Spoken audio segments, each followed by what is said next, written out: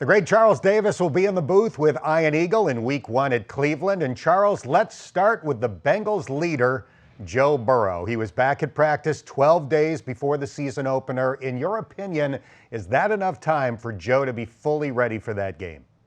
Dan, you remember last year we were going through something similar with a different type of ailment. All right. And that ailment, I felt like set him back a little bit more. Even though it's legs, it's feet, it's all this, it doesn't feel the same because that torque of throwing when you have the appendectomy and everything else that goes along with it, and then you can't do anything at all. See, I think with the leg, I didn't, I'm not a doctor, won't play one on TV, but I think that overall he was able to get a lot of workouts in. I think he's been moving around more than people think. Nolan, say hello to everyone. Okay, but bottom line is, I just think that everything's going to be okay. He went through it last year, Dan, didn't feel quite himself, didn't play to his normal level of the opener against Pittsburgh. It's nothing like experience, is there? Having gone through it before, knowing what to expect, I expect to see much more of the Joe Burrow we're used to seeing come the opener at Cleveland. This is one of the great dog cameos in a Zoom of all time. That's a handsome dog, by the way. You've done a lot of Joe Burrow games at this point. What do you admire and respect about him going into year 4? Dan, he's the same guy every time I meet him. I'm not quite sure what your assessment would be because you're around him even more than we are. But what I like about him is he's very true to being Joe Burrow. And when you meet people, sometimes there's one persona versus another after a win, after a loss. Sometimes it's depending on the time of year. Sometimes it's depending on how they're playing. I could not tell you what his stats were the previous week. I couldn't tell you if they won or lost the previous week. I can't tell you anything based on each meeting with Joe Burrow. And I'm pretty sure Ian Eagle and Evan Washburn would back me up on this. You walk into the room or he walks in if you're already there for your meeting. He says hello. He's very polite. He greets everyone that is in the room, not just, the announcers. If the producer's in the room, the director's in the room, if someone else happens to be there, he greets them with a hello. He sits down and tell me if this is your experience. Hello, hello, hello, hello. He sits down and that's it. Our look is go. Yeah. And, a lot of chit chat, not his thing. But he's not rude. But if you're going to waste his time with chit chat, he's not going to be there that long. It's going to be ask your questions, let's go. And again, not rude, but very to the point. Here we go, off we go. And then he's back to the business of trying to win games for Cincinnati. And that is my experience as well. You described it very well. We're chatting with Charles Davis. The Bengals have the big 3 back at wide receiver, Chase, Higgins, and Boyd. They've got Joe Mixon back at running back. They do have a newcomer in the mix, though, in tight end Irv Smith Jr. What do you think of Irv, and how important is the tight end in the Bengals offense? Well, they've worked around the tight end to an extent for time. CJ Uzomah had a big year and parlayed that into a free agent contract with the Jets. My experience with the Bengals and from what I think about how they want to run offense, if the tight end is there and available, they're going to utilize it.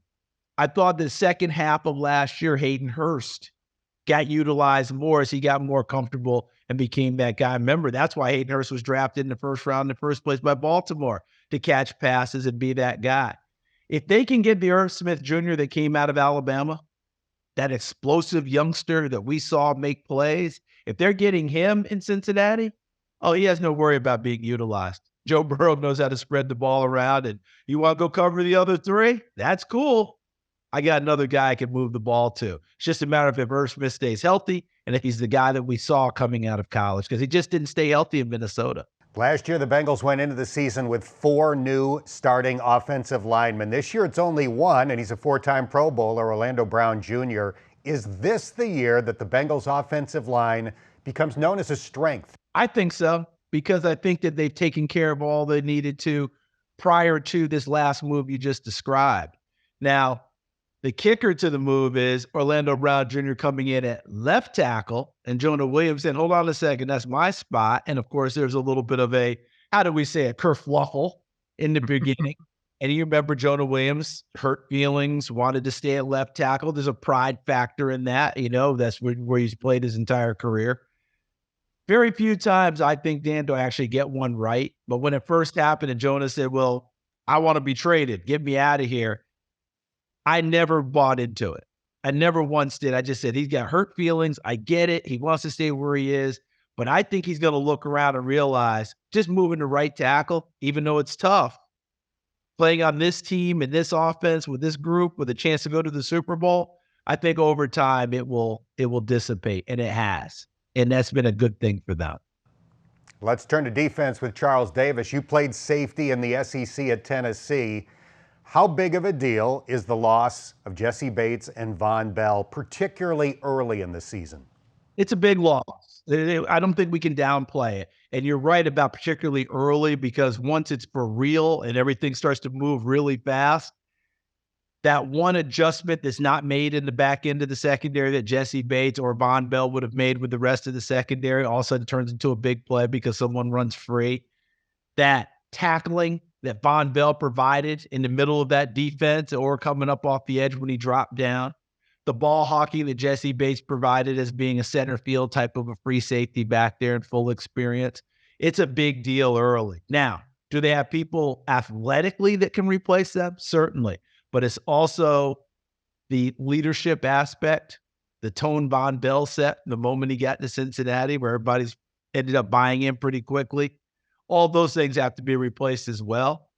And Lou Anarumo is the defensive mastermind. He needs these guys on point. He may have to be a little more vanilla early just to make sure they have their feet under him before he starts doing the normal Lou Anarumo things, which confound a lot of opposing offenses. The illusions, as we say, with Lou Anarumo.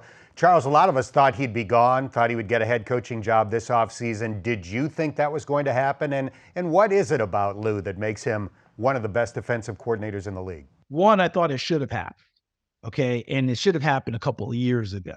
But every time he doesn't get one of these jobs, short of him saying, that's not the job for me, I'm wondering what's going on with those organizations. And I know this seems really strong to say, but I wonder about hiring around the league. And I would sit with anyone and happily have them educate me on what they're looking for in a head coach. Are you looking, listen, we went oh, wow, he calls really good ball plays with Cliff Kingsbury in Arizona. And I like Cliff. I covered him in college. I would hope that he would consider me a friendly person with him, whether he considered me a friend or not. But I questioned it from day one, and I'd be happy to say it. Are you kidding me? This is why we're hiring him? That makes no sense to me. I want to know that you're hiring someone who can command the room, command the respect of the ball club, follow what you're trying to get done, and be there to handle all the adult decisions that have to be made. If that's not Lou Anarumo, I don't know who else that is. As soon as he walks in the room, the respect is there. The guys want to play for him. That's amazing. So the season begins in Cleveland against the Browns. The Browns went 7-10 last year, but they didn't have Deshaun Watson for the first 11 games of the season. What are your expectations for the Browns quarterback now that he's had a normal training camp and gets to start from week 1? My expectations are exactly what the Browns are and what the Browns actually expect. 2020 Deshaun Watson. That's what they have to have, because that's who they signed. That's who they brought in. That's who they said, okay, $236 million guaranteed. That's the guy we're getting. He's had a offseason now. He's had OTAs, mini camps, summer training. He's spending that time. The receivers are spending time with him. I think now it's a reasonable expectation to think that we start to see more of the 2020 Deshaun Watson, especially with that offensive line, because that's a good offensive line. And I think now this is a roster that for once we're looking at Cleveland, and probably more, what will we say, twice in the last 3 years, that we think, better be careful with these Browns. This is a good ball club. When people are picking Pittsburgh to finish behind them, that tells you the respect they're starting to engender there. Plus, it feels like there's an urgency in Cleveland that they've got to get back to the playoffs, which they did during the COVID year of 2020. Charles, Bengals fans love it when you and Ian call Cincinnati games. We look forward to seeing you in Cleveland and hopefully many times throughout the course of this season. Thanks for your time. Thank you so much for having me. Thanks for the patience with Nolan and the background noise with the other pups that we've got as well. But really appreciate it. Can't wait to see you in Cleveland, Dan. You take care of yourself and travel safely.